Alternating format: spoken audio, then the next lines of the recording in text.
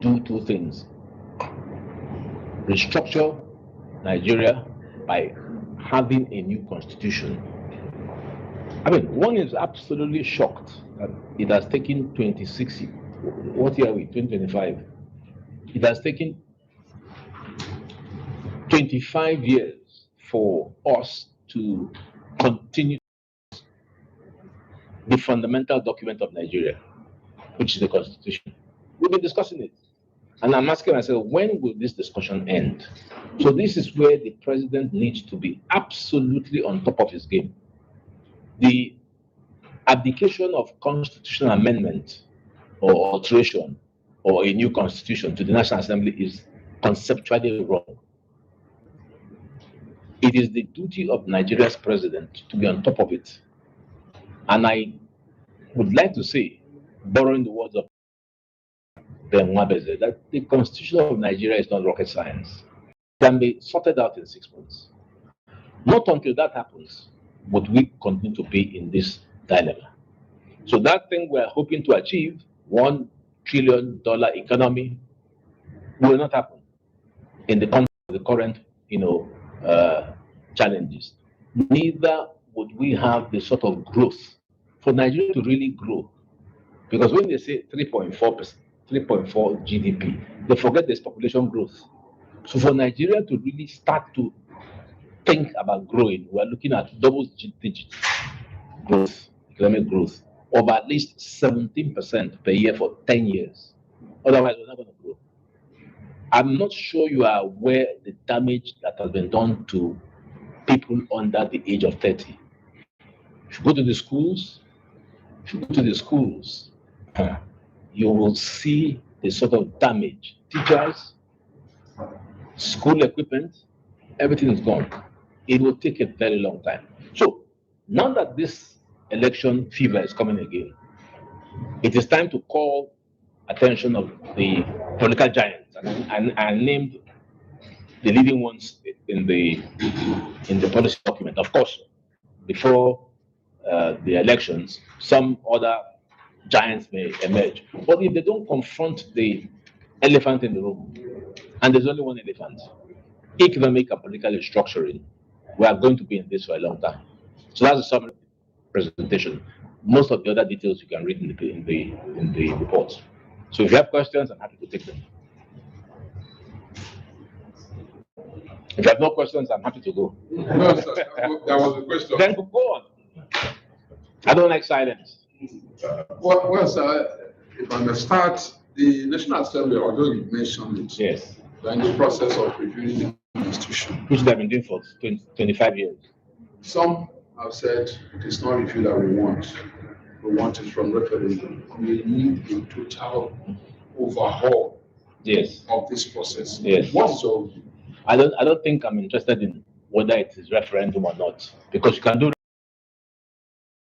We need to ask ourselves, what will injury? So for me, I'm less interested in process as in content. If the National Assembly is able to find a solution to Nigeria's problems by identifying what we want, I'm happy with it. Because when we talk about referendum, then the National Assembly says, well, we are the ones that have been elected by the people, so the argument develops. So if that is the way to go, there's no problem. But if the National Assembly can produce a constitution which we can accept, I've given two models. I've given the Aburi model, and I've given the 1963 model. These are documents they can use. But I think that the president should be at the forefront of the drive. So whichever model is used, what is important is if we all read it, we'll say, yes, this is what we want. People are saying that still basing it on this current constitution, reviewing it. Yeah. That this current constitution is not the people's constitution. It's a kind of a military imposition. That we should dismantle that structure and come up with what exactly the people want. The problem with that argument is that you then get stuck with the problem that the National Assembly says we are the people, elected by the people, and therefore it is us to do it. So to avoid that logjam, because if you are thinking strategically, you want to avoid that logjam, you then ask yourself, is content not better than process? So if content that will satisfy everybody can be produced by the National Assembly, I can live with it. That's my point. Yes. See that devolution is not being affected, or the process is slow, because I read in the. But you should you answer the question yourself. What kind of question is that? No, are you not the journalist? You have not even allowed me to. Your question is, I'm doing like Trump. Your question is absolutely displaced. Yeah, in Nigeria. Let me finish. Okay, finish. Because you are a lawyer, we are journalists. Sure. Finish. Land. State police, read the newspaper. Yes. About local government autonomy will be being restricted by the government. Yes. And then we see some evidence of devolution in that. Such as what? When they say have you seen it on ground? That's what I want to know. And that's why I'm asking. Then that's why we're here. That's my point, unless you didn't listen to me. There is nothing, mister. There's nothing happening. Yes, they talk about it to deceive us.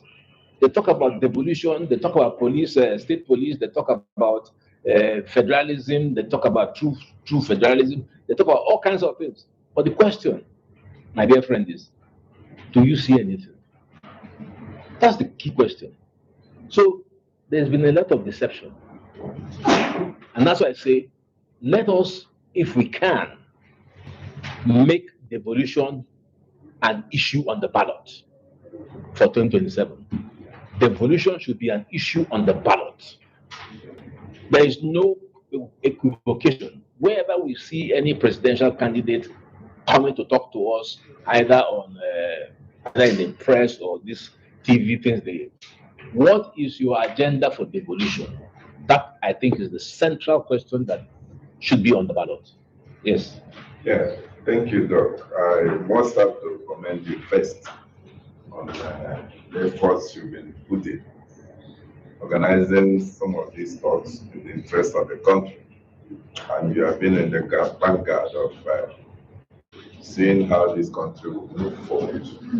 First question is, how worried are you about the future of this country? You started this address by saying that from 1999 to now, nothing seems to have changed. You say a lot of people worried about where we're going. And again, on page 2 of the document you gave us here, you listed what should be the commitment of any of the presidential candidates that will show up. You listed about 9 points, new constitution and all that. These are not new.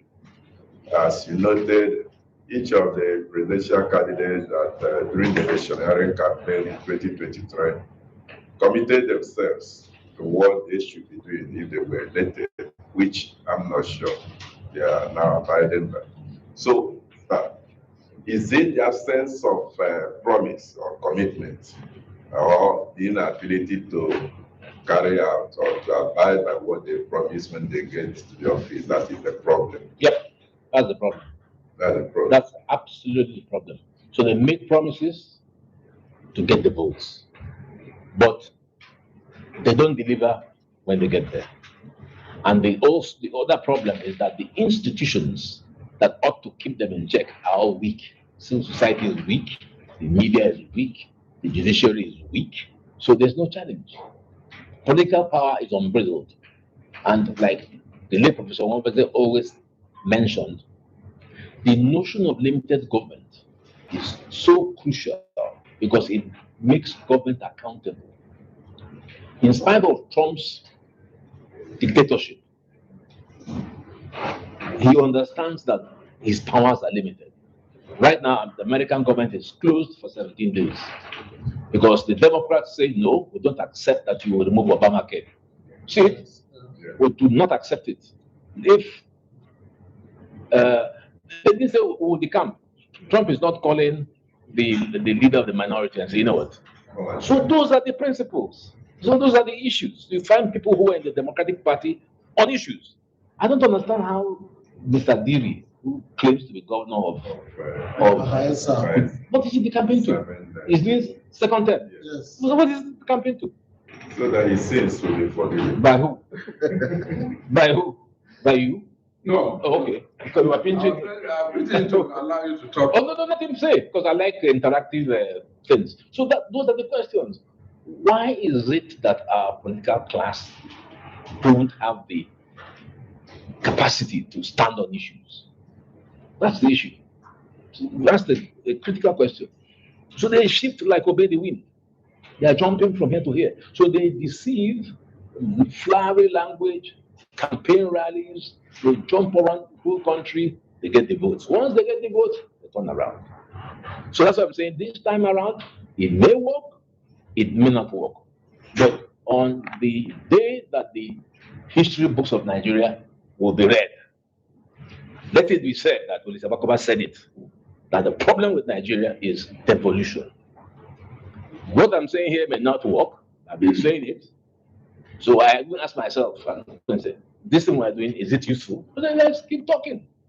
So we keep saying it so that they will hear it. It may not please them, but you tell them, presidential candidates, you recall that in the campaigns of 20, what was it? You all wrote very flashy, nice, and that gave the print houses billions. You now use it, campaign, get into office, and you absolutely forget what you have done. Rather, you are at weddings and burials. That's where we see you.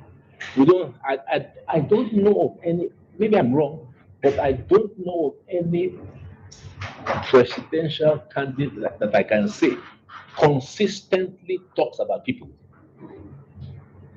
Consistently, that is from morning to night, every day. His concern is how can people's welfare improve? If I'm wrong, let everybody point it out. No, that's the problem. But they're the same people who come to us. So why? Why do they come take our votes? Once they get it, they disappear into bulletproof cars. That's the problem. So 2 questions I want to You answer. can ask three. Well, sir, do I say you are? I'm a little afraid to use that. Use it, please. That you are an activist. Yes. I'm saying because of your age now, you are not too much involved in activism. It depends on what activism means. That's right. How do you assess activists of today? I don't want to mention them so that we don't bring into personality. And two, though you are a nationalist, but you are an Igbo man. Sure. What is the solution to this Nnamdi Kanu's lockdown? Devolution. That's all. It solves all the problems. What is Nnamdi Kanu talking about? He's talking about Biafra. Now, Wole Soyinka once asked a question about Bakassi. Maybe 300,000 people. There were all sorts of theories. Go to the World Court, do this, do this. His question was very simple. The people in Bakassi, who has asked their opinion? So the people in Biafra or Southeast, has everybody asked their opinion? Nobody. That's what democracy is all about. Nobody's asked their opinion. And I think that will resolve the question. I'm not sure that, I don't know, but I'm not sure that Nnamdi Kanu will necessarily win if there's a plebiscite. I'm not sure, I don't know. But I would just say, why do you lock a man for 5 years when there are other ways to resolve the problem? One way or the other. If you are very sure that Nigeria is so sweet, let's have a referendum. So you ask the Igbo people, do you want to be with us? They say no. Then that's it. But if you are providing goodies for people, they will be with you. So Nnamdi Kanu's agitation would have been completely unpopular if goodies were coming. The Boko Haram thing, Bishop Kuka told me, would have been completely unpopular if the very people who you say are Nigerians don't go to Boko Haram and get 200 naira and food. Because when they look at the choice, the government of Zamfara gives me nothing. The government of Boko Haram tells us to line up, and every day they give us 200 naira and food. Where will you go? And I'm asking you. Where my hunger? Which is where you go to Boko Haram. So it is so clear. Nigeria on the index of failed states is declared as an extremely fragile state. The only thing keeping Nigeria is force of arms. Remove the police, remove the army. We'll see whether things will be like this. So that's not how to have a country. A country must be together for a purpose. And I feel that the Aburi Accords, the 1963 Constitution, provides relevant answers for Nigeria's problems. Question on that. We're down. Activism. Yes, activism. Yes, about activism.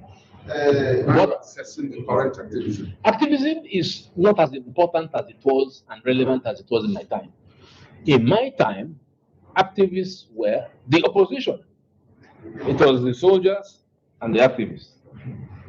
And we also had a clearly identified enemy, the soldiers, the activists. It changed. It's changed, totally changed. First of all, we're no longer at the forefront. We're no longer at the forefront because the politicians have taken over, which is what they should do. Because don't forget that activists under a military regime are completely different from activists under a democracy. Our role is not we are fighting and campaigning for democracy. That's no longer our role. That is the National Assembly. So the problem is people don't understand the change. So once we remain important, we are nowhere near as significant as we were then. So, Yes. so having to wait for the politicians to leave the power to the people, what legal advice would you give the people to take the power? Because we keep saying, okay, the people should, the politicians should leave the power for the people. They should understand why they are there in the first place because of the people. Yeah. But they are not listening to that. We'll keep saying it year in, year out. But how do we take this power and then make it our country, not the politicians' country? Because if we keep saying that the politicians should make it our country, they wouldn't give it to us. Yeah. So how do we do this without even causing a war? Because obviously NSAS was to make them know that you are not in power, we are the one that put you in power.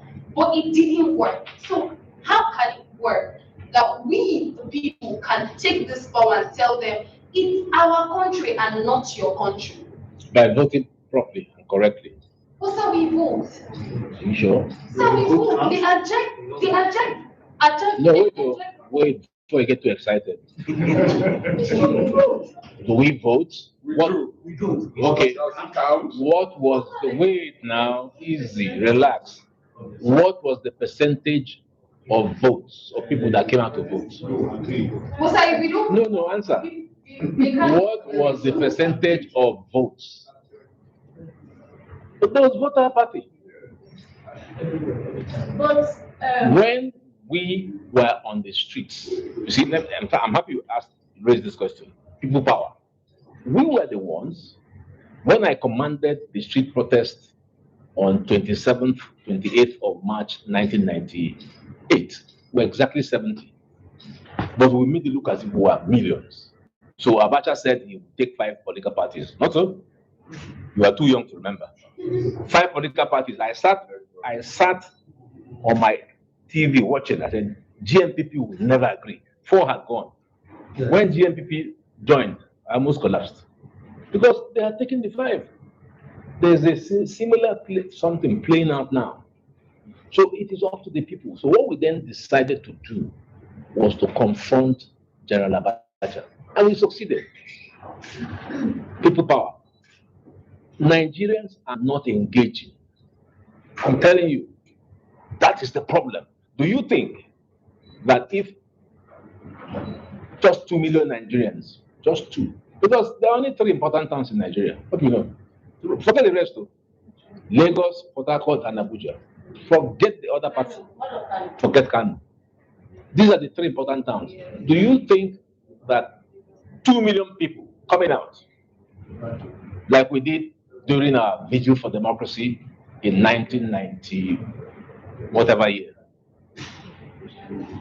stay on Eco Bridge and decide to stay there, not stay and go home like you people in NSAS. You see, the NSAS thing, you guys turned it into a jamboree. turned it into party eating spaghetti. That was the problem. And I was telling FK, this thing won't work. Oh. They say, oh, we know how to manipulate computer and move money. I said, no, there has to be somebody.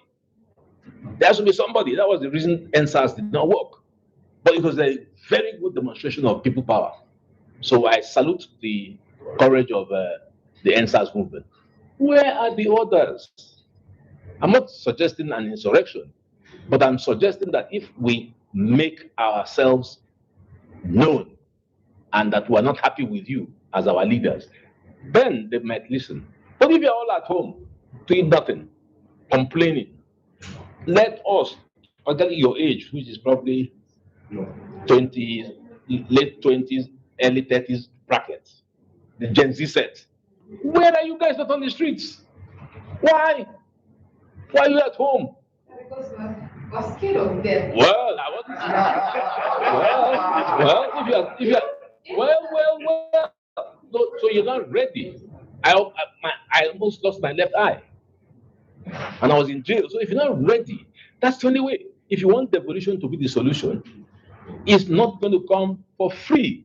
No one. If you expect the people in the way we see our politicians, unfortunately, they are pre-bender people.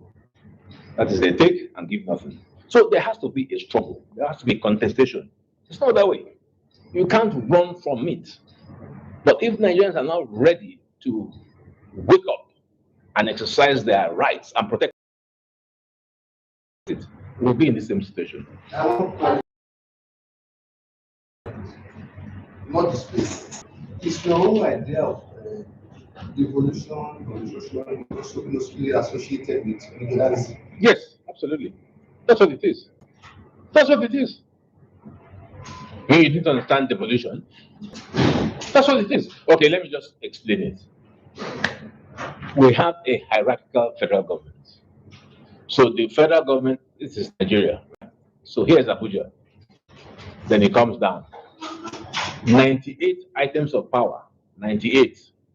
Aviation, port, blah, blah, blah, has been assigned in the Constitution to the so-called 3 types of governments: federal, state, and local government. Local government is mentioned in section 7. Section 7. But its tenure is not mentioned. There's a place they mention in the Schedule 4. Schedule 4 is a place they mention the powers of the local government. Look, if you know what goes on, you will not want to eat. So they mention the powers of the local government. Just, you won't even see it unless you are reading it very well. It's there. You know what? Let me use Lagos State. You know what they did? Lagos State now passed a law. I'm using simple language. So because you local government people don't have the power to do anything, we will do everything for you. We will do everything for you. Waste collection, refuse, this, everything, we will do it for you. That's what's happening. So the local governments are paralyzed. Whereas in the Constitution, they are the ones giving power. Because there's something we call the principle of subsidiarity in law. So power lies at the bottom, up. In Nigeria, it's top, down. And that top doesn't come down. So I hope you know that apart from Lagos, maybe Kano, Lagos, Kano, Rivers. Not one of these people who call themselves governors is running a viable entity. They're all broke. They depend on printed money. Do you have a naira note in your pocket? You don't have. Show me. So I will tell you that it is a useless currency. That thing you're seeing there is not backed by any economic fundamental. So a naira note is printed based on fundamentals. But if you have the Central Bank of Nigeria, and I applaud the current Central Bank government, he is doing his best to stabilize the macroeconomic environment. But the former Central Bank governor dared to become Nigerian president and even went to court to ask the court whether he could be Nigerian president. Come on, there's something wrong. So the naira you have is a worthless piece of paper. Do you know who prints it? No. It's a company called the Nigerian Security and Minting Company. Do you know who's the chairman? Huh? No. The CBN governor. So Mr. President calls Mr. Governor. So I need 10 trillion. Yes, sir, Mr. President. Mr. Chairman of the Mint calls the MD of Mint. Say, please print.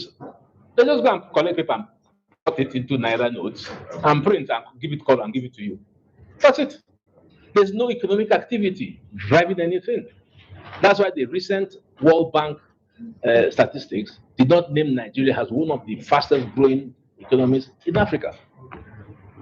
That has to do with this devolution. The federal government is overwhelmed. You recall when Fashola and Rotimi Amechi were running around the whole country telling us they're building. How can one man, just one man, build all our roads? How can? Is it possible? Why not involve the 774 local governments and the state governors and the state government? So that everybody collectively has a development design. You do what is yours, you do what is yours, and then you see progress. Yes. So I wanted to ask, instead of, okay, we know that this is a structure that means you spoke about constitution, reforming the constitution and restructuring it. As at yesterday, I went for an event, and then Imam was saying, okay, we should collapse Nigeria into regions, and then so that it can be more accountable and all. So, sir, would you say that that can also be a way to go about things? Because it looks like federal government, state government, and local government is not giving us results. So, would you say region would make it more accountable? At least we know the person that we can own for this region. We know the person we can own for this region, and we know the person we can own for this region. Do you feel like it will help accountability? I get your point. So in 2014, Jonathan set up a national conference for to look at what should be the constitution. And exactly this point you made, the first thing we agreed was Nigeria was not a viable structure. Nigeria was a 20-story building. It was shaky, and they found reviewed. And we agreed that the only way it is to bring it down. You can't use bricklayers to repair a fundamentally cracked structure. So in bringing it down,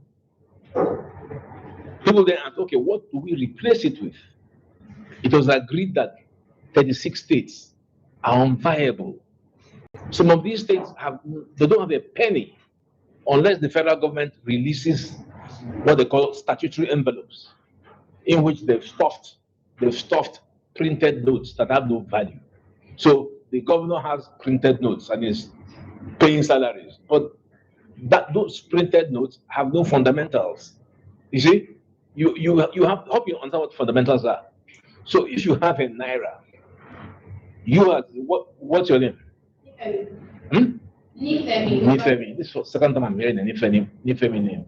Now, Nifemi, you work for who? Channels. And they pay you because you are working for them. So there's a fundamental that is behind your payment. Not so? So the issue is, what you need to understand in economics is that every naira has to have a fundamental. 90% of our currency in circulation has no fundamental. It's just printed.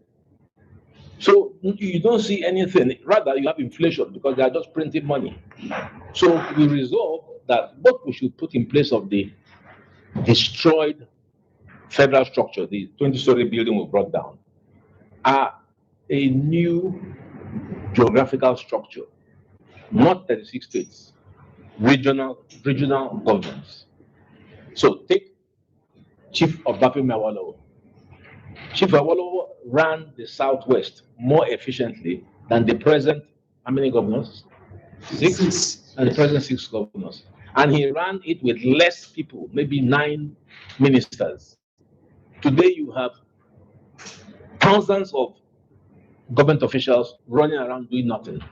So, to your question, the fundamental restructuring of Nigeria in devolution is to question whether 36 states are viable. They're not. Are you saying that Nigeria is printing naira up till now? Yes, they're printing naira. So where are they getting it from? There's no activity, there's no economic activity apart from oil and gas. So this issue came up a few days ago. Yes. The Ways and Means has long stopped. Yeah. They are no longer doing it. So it would be nice. Who said so? Who said so? Well, we were discussing it at a forum. So people were saying that they have stopped there. That has really stabilized things, and those things are happening. It's happening. So for you to have said that now. It's happening. I challenge the central bank governor to say that it's not happening. It's happening. Because where else do we get our so-called liquidity? Where? We have no activity. Then it means that Nigeria is in danger now. Are you telling me? Because You don't know that? it's Don't you know that? danger more than we expect. Well, absolutely, we're not producing anything. We're not producing. I mean, Nigeria is a country that is super blessed.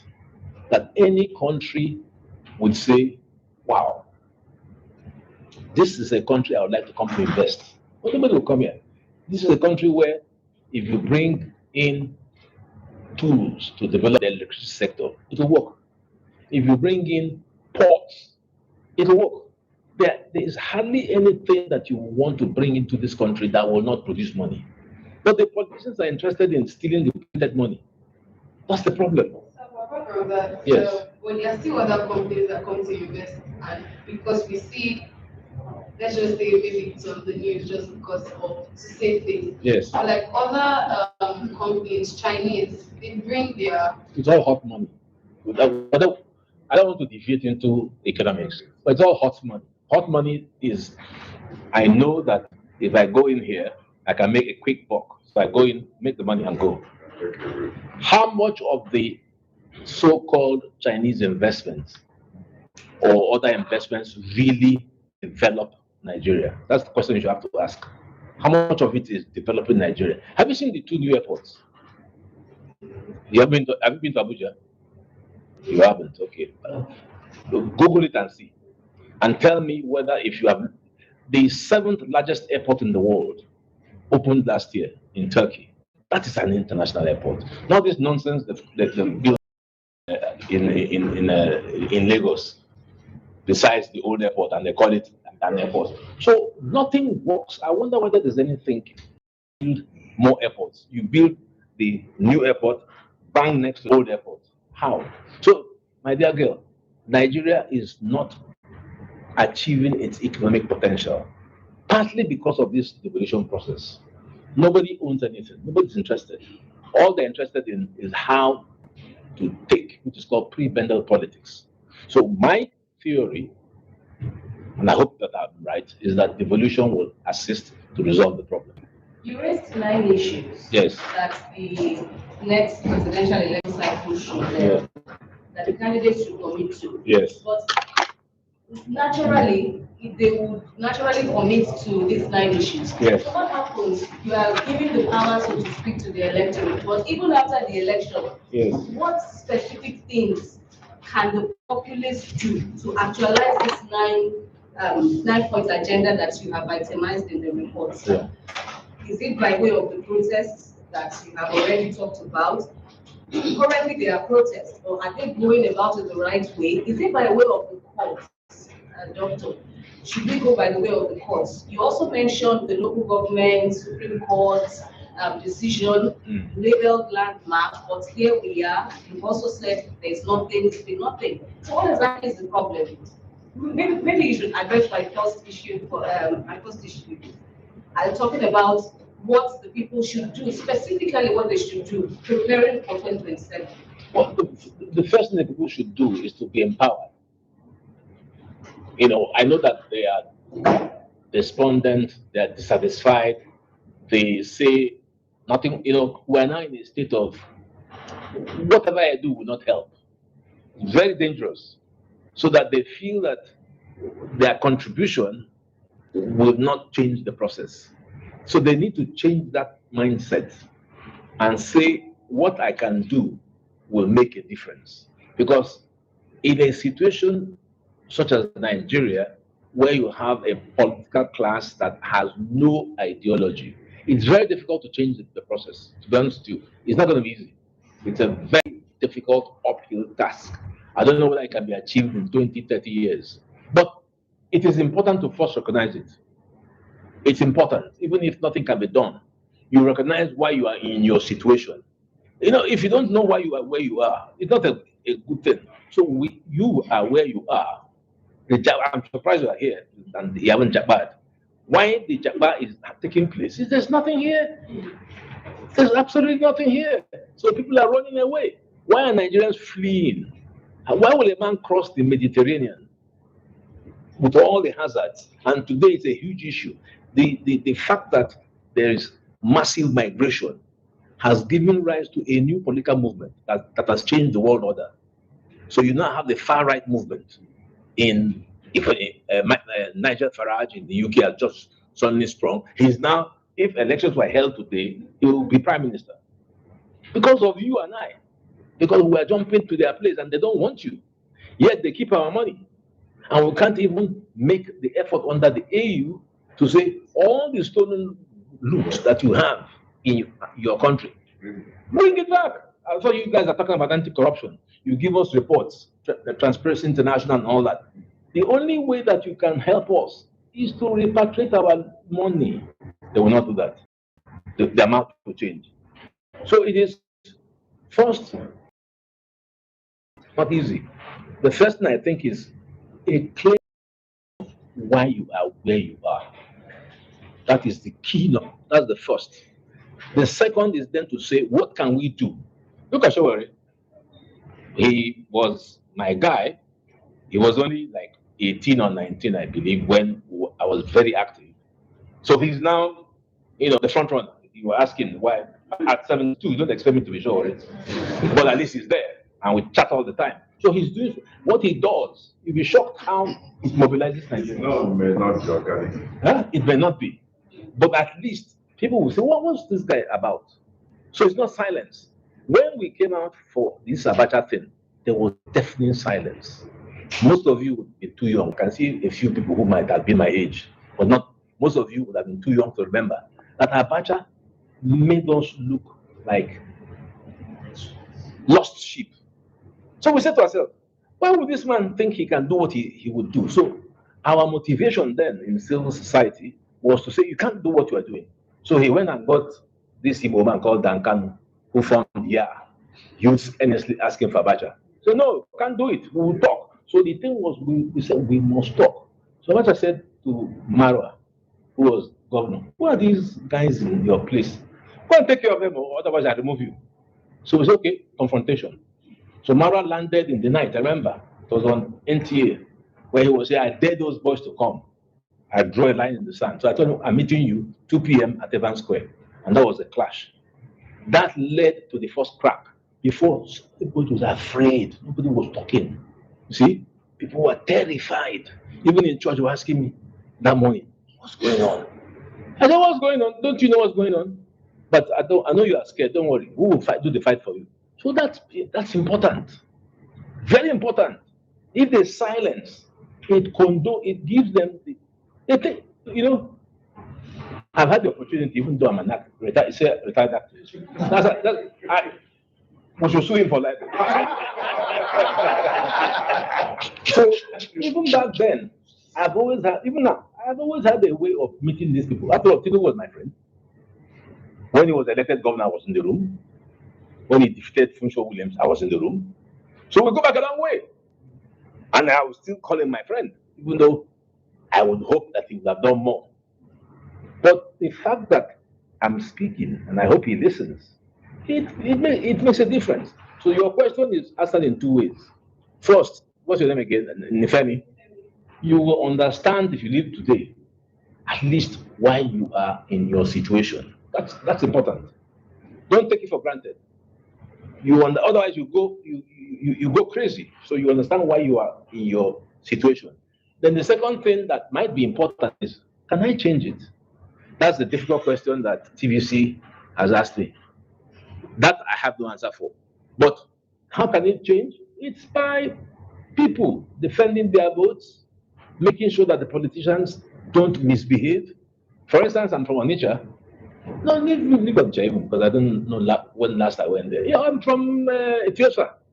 Who is my counselor? I don't know. Who is my senator?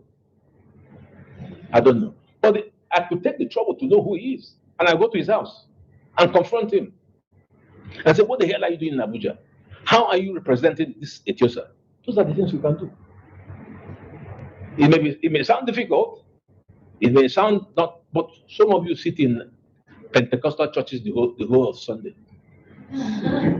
Can't you spend 2 hours for your country? So it's a matter of bringing the energy out. And when you have an energy, then the whole thing will become important.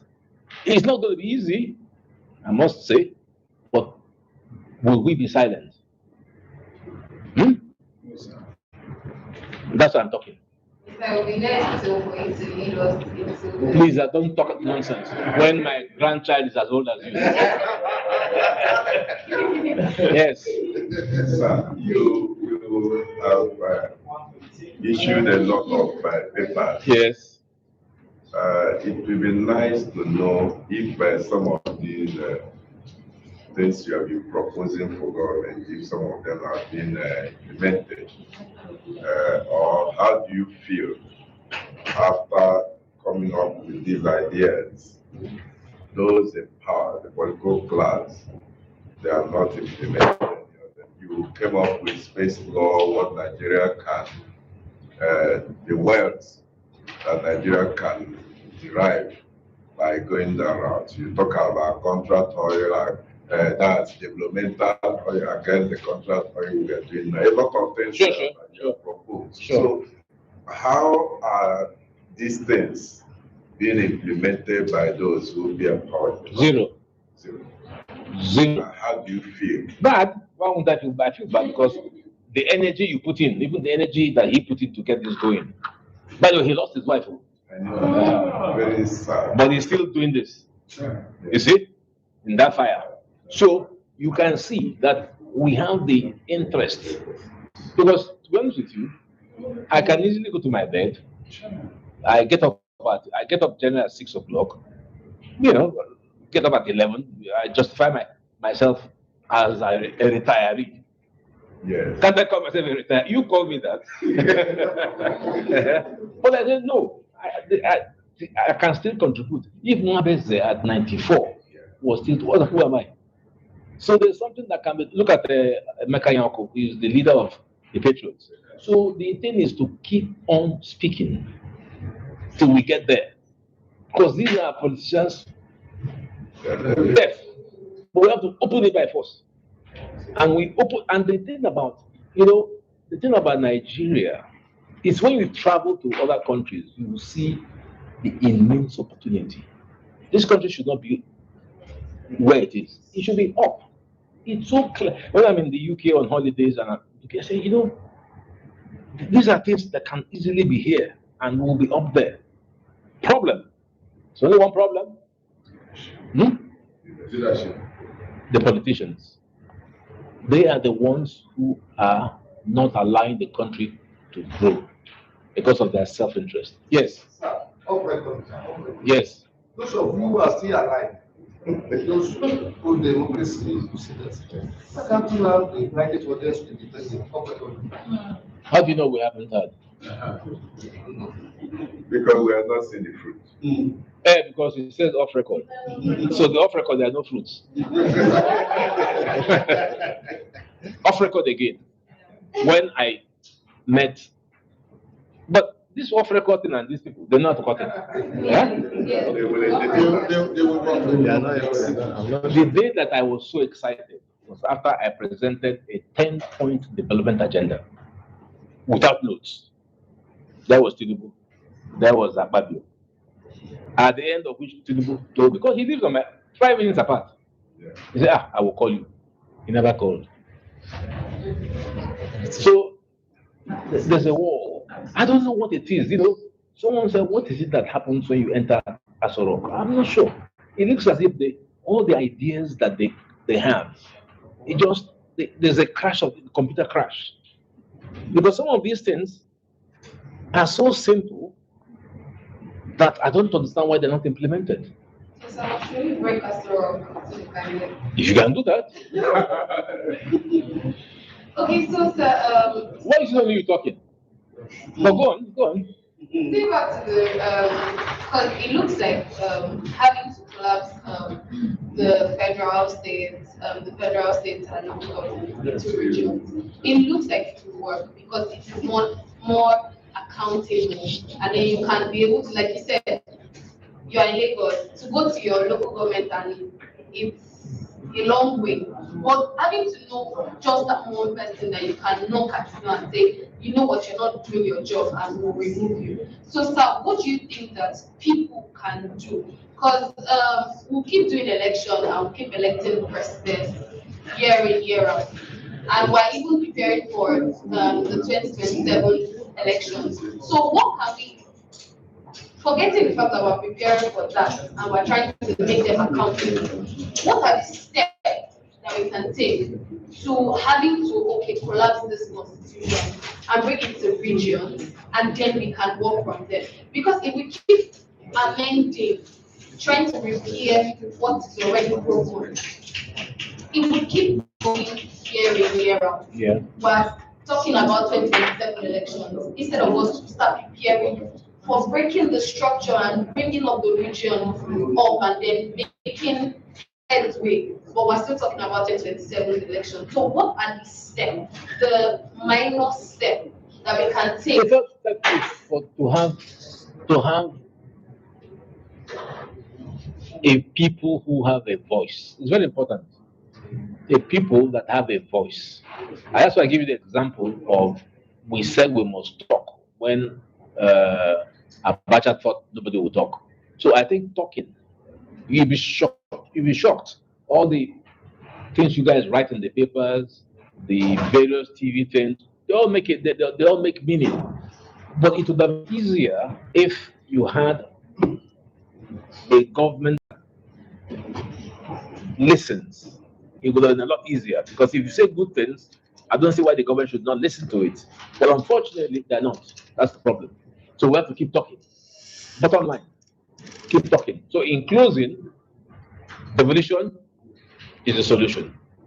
All right? Thank you very much. Thank you very much. Thank you.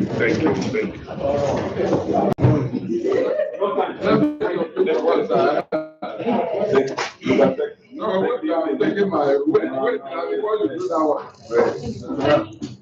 For my record.